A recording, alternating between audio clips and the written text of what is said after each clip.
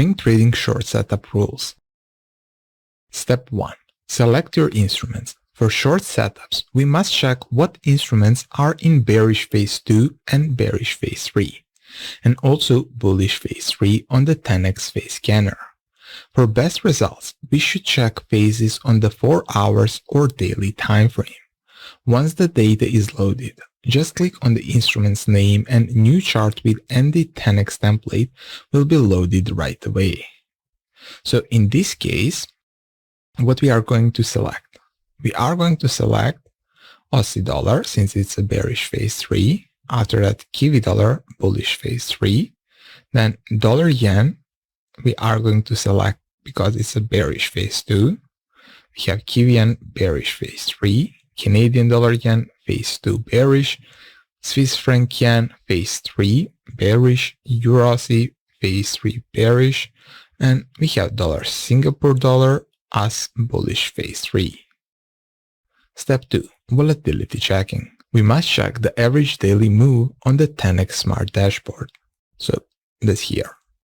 The average daily move should be 50 or higher. In this case, it's 66, so it's fine to look for the plays. Step 3. Building your game plan. Once you determine instruments for the current day, write them down in your 10x Journal daily sheet. We are going to look for S1 and S2, so continuation trades, on all the instruments where we are currently in the late phase 2 and early to mid phase 3.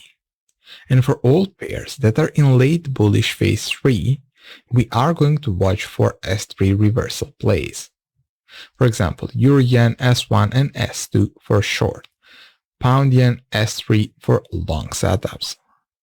This way, you are going to have a prepared plan what you want to watch today and what direction you should trade in. Important, our 10x phase scanner will provide updates in real time, so you can add more pairs once you start trading, especially when you are swing trading. Step 4. Wait for signal alert. Once our signal indicator spot potential setups in the market, you will get a pop-up alert or notification. Check whether that was the alert you have been waiting on, and if that's so, you can move to the next step. Important, with the amount of signals that our indicators produce, we strongly suggest that you keep only pairs from your list open. Also, doesn't matter if you're swing trading or day trading.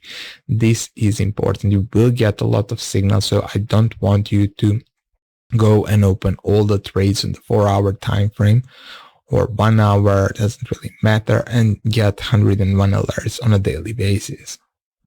Now, once the 10x Smart Dashboard has found a setup, we are going to see it under the ND 10x Radar section, and we can move to confirmation. For each signal, we are going to have a slightly different confirmation option. S1 confirmation. There are a few ways to confirm the S1 signal, but the easiest and most useful way would be to use Fibonacci retracement tool. We are going to check how deep a pullback occurred compared to a previous trend move, and use the nearest highest swing dot and draw to the lowest swing dot. For S1 to be a valid setup, we should see a minimum 23.6% level reached and maximum 78.6%. So let's see here. We got our S1 that point to the downside. So what we are looking to do here would be to find the swing high and the swing low point. After that, all we need to do would be to draw a simple Fibonacci and look to get at least 23.6%.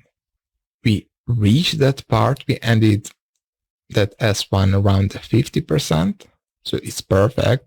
It's below that maximum accepted Fib level, that would be 78.6.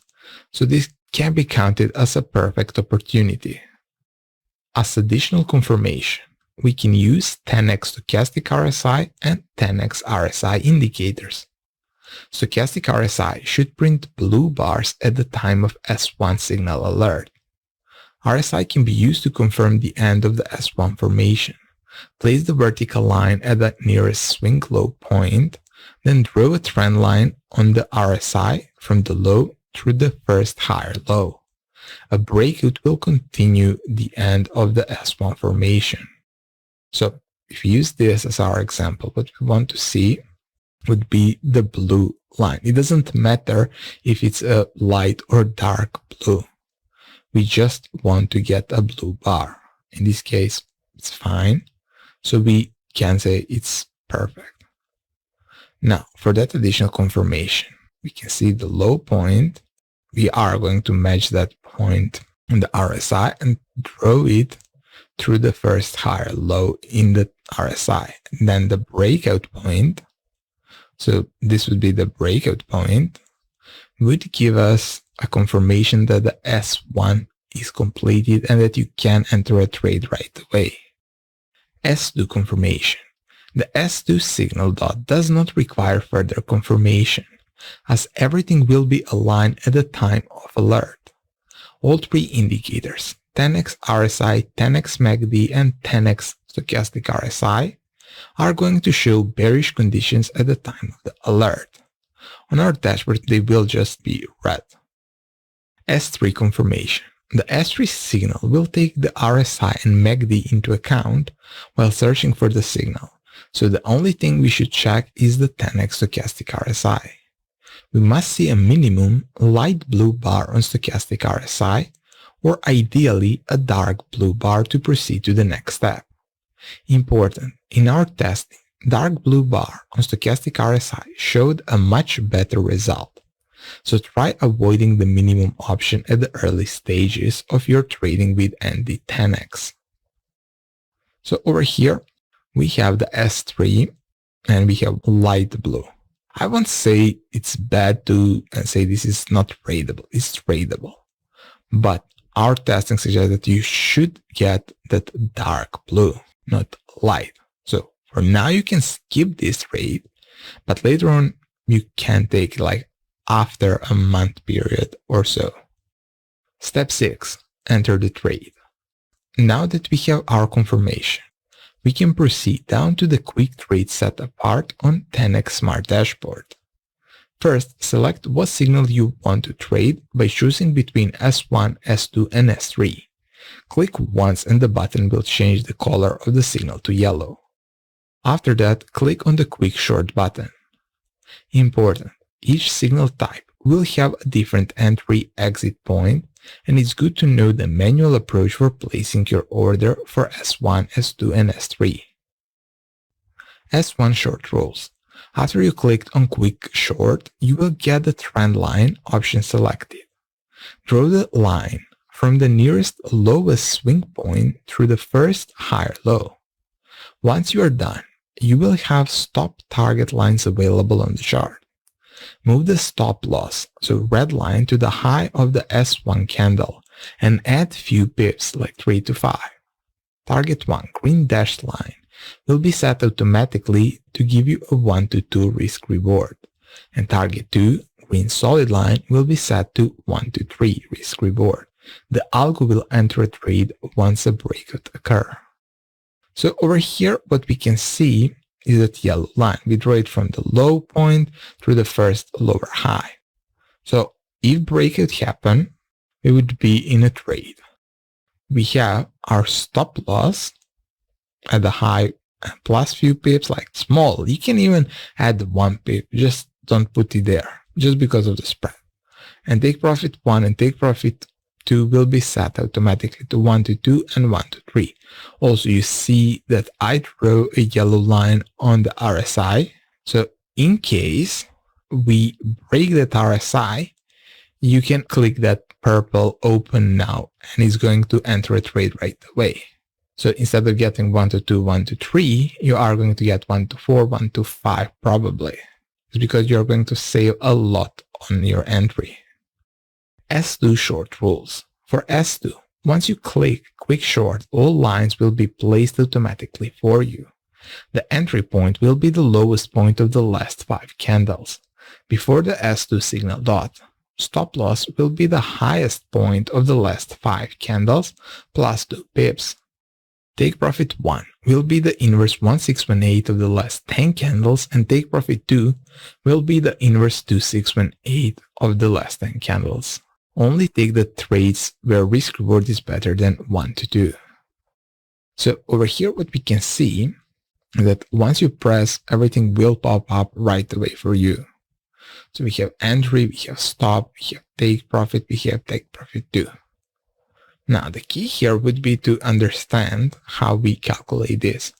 But using the low point of the last 5 candles as our entry point.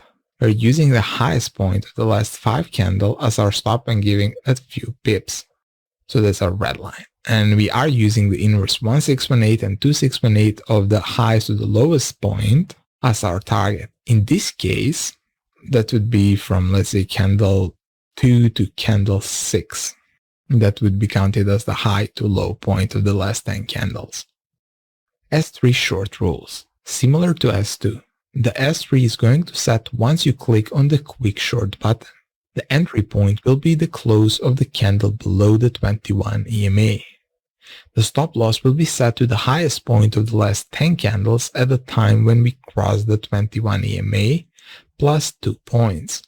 Target 1, green dashed line, will be set automatically to give you a 1 to 2 risk reward, and target 2, green solid line, will be set to 1 to 3 risk reward. Important: stop and target levels will be adjusted automatically until we don't open a trade. So over here what we have would be our entry point. So if price break below the EMA, we would enter a trade. At that time, we would set a stop at the high point plus 2 pips, take profit 1 at 1 to 2, and take profit 2 at 1 to 3.